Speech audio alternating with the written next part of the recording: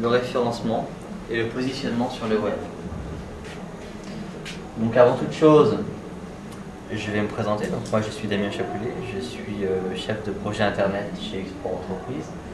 Ma formation initiale et ma passion toujours actuelle reste le référencement. Donc je viens vous en parler aujourd'hui et vous faire partager un petit peu l'ensemble de cette passion. Pour vous parler d'Export Entreprise très rapidement, je pense que vous êtes au courant que nous avons mis en place le programme d'accès à la mondialisation avec le Conseil général de l'Orne et en développement, d'où ma présence aujourd'hui. Et enfin, vous expliquer que Export Entreprise, pour vous expliquer le petit label en haut à droite, a été qualifié d'entreprise innovante par l'OSEO en Var cette année, dans le cadre des différents moteurs de recherche et outils que l'on peut proposer aux internautes dans le cadre de différentes plateformes, comme randexport.com. Voilà, d'une manière générale, et avant toute chose, il faut que je vous dise que le référencement, dans l'idéal, doit se penser avant la conceptualisation et avant la création d'un site web. Idéalement, ce qu'il faut, c'est trouver ces mots-clés, en fonction de ses concurrents, en fonction des recherches des internautes sur les différents moteurs de recherche, comme Google, Yahoo ou Live. Et dans un second temps, travailler et optimiser la mise en place du site internet en fonction de ces différents mots-clés. Il faut avoir la liste la plus exhaustive possible. En allant sur cette adresse-là, c'est la partie AdWords de Google, vous avez un outil qui vous permet de voir que on a différentes informations. On a le mot-clé traité, le volume de recherche moyen et les tendances des volumes de recherche de septembre à août.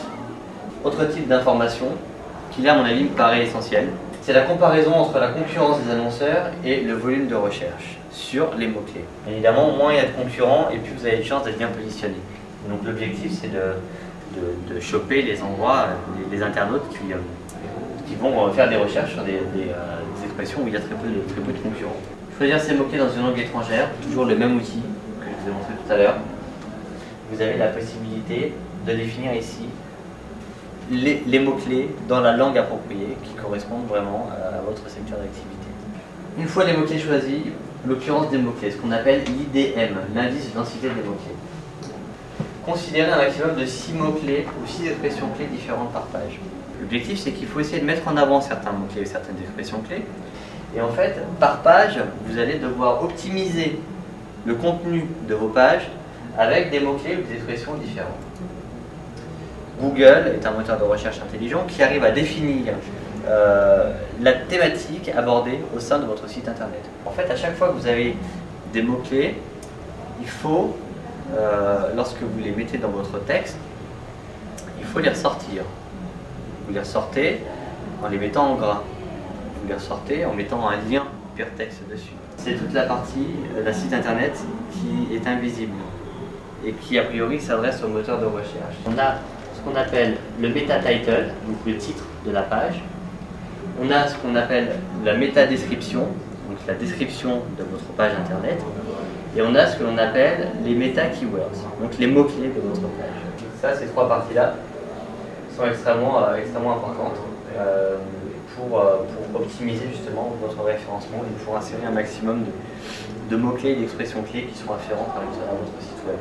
Alors la description est très importante également parce que c'est ce qui va apparaître dans les résultats de votre sur les moteurs de recherche. Les moteurs de recherche fonctionnent avec des robots, des spiders, qui se baladent sur la toile, le web, de site internet en site internet.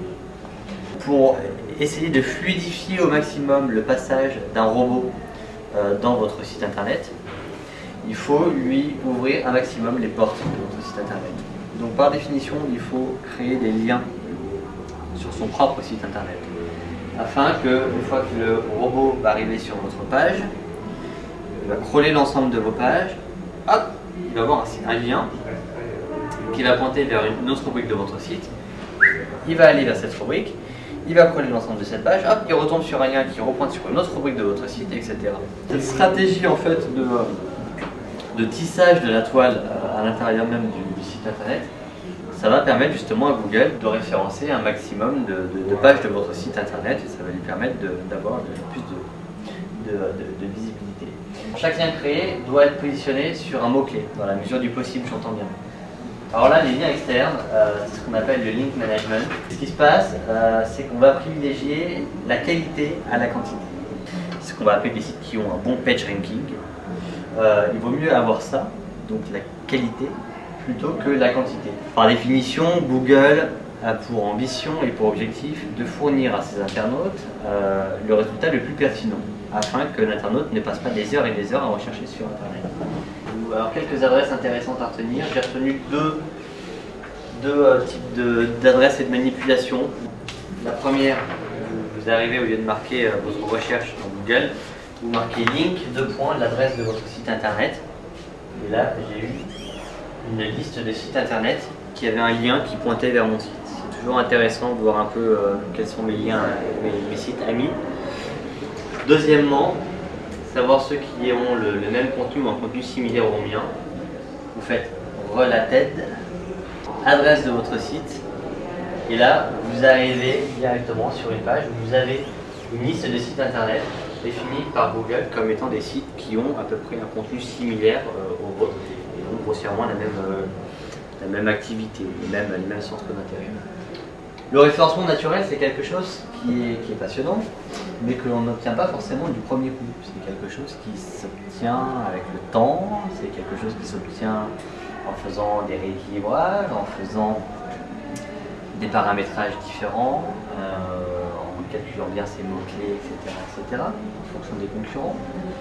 C'est pour ça qu'on a mis en place des solutions de liens sponsorisés. Et en fonction du nombre de concurrents, les gens se battent plus ou moins pour être au-dessus de l'autre. Parce qu'on sait que les gens ont plutôt tendance à cliquer sur ce qu'il y a en haut à gauche que de cliquer sur ce qu'il y a en bas à droite, même si ça apparaît sur la première page. Donc les gens vont se battre entre eux, vont se concurrencer. Donc tous les jours, il y a une mise à jour des enchères en fonction des différents sites. Ça, c'est quelque chose qui se suit. Les gens vont se positionner en fonction de ces expressions et en fonction du montant au site sur lequel ils arrivent à enchérir. Concrètement, lui c'est lui qui a enchéri le plus, donc si vous cliquez sur ce lien-là, c'est lui qui va payer le plus. Si vous payez sur celui-ci, lui va payer beaucoup moins que si vous cliquez sur le premier. Moi, je pense qu'un vrai référencement, ce qu'on appelle là du référencement naturel, ou du Search Engine Optimization en anglais, le SEO, sur lequel on va essayer de se positionner sur le long terme. Et si vous voulez avoir des résultats directs et rapides, il faut faire du référencement payant. On appelle du Search Engine Marketing en anglais. Les différents exemples que je vous ai donnés sur Google AdWords pour vous dire que voilà, vous avez la possibilité de vous concurrencer, de vous positionner sur tel site, tel mot-clé parce qu'il y a tant de concurrents, et là il y a tel volume de recherche, etc. Là, vous avez les générateurs de mots-clés, comme on a vu de Google, et sur les principaux outils mis à votre disposition sur Internet.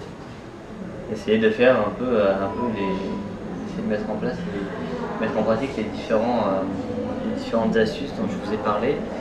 L'analyse des mots-clés, l'analyse des mots-clés de vos concurrents, le volume de recherche, essayer de vous positionner par rapport à ça, et puis in fine, vous arriverez à des résultats intéressants.